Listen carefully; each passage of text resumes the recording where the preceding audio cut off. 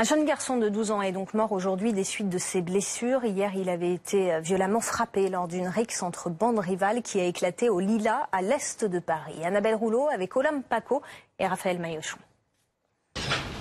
Hier, en début de soirée, une bagarre éclate ici, dans ce quartier calme des Lilas. Deux bandes composées de jeunes garçons, pour certains armés de barres de fer ou de bâtons.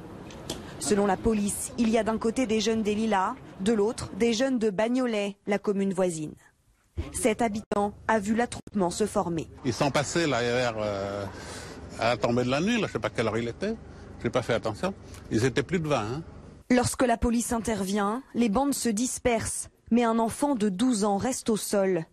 Blessé aux jambes, il est transporté à l'hôpital où il meurt aujourd'hui. Dans le quartier, les habitants déplorent une violence de plus en plus présente. Le fils de cette habitante a été agressé le week-end dernier. Ça fait 2 ans qu'on habite ici, jamais il y a eu quoi que ce soit, jamais il n'y a eu aucun problème dans ce quartier.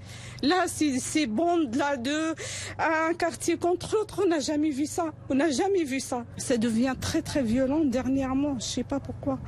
Tous les gens, ils m'ont appelé, ils m'ont dit qu'est-ce qui se passe au Lilas. Leur frère, il m'a dit tu me les envoies tout de suite. Là, ils vont chez leur frère.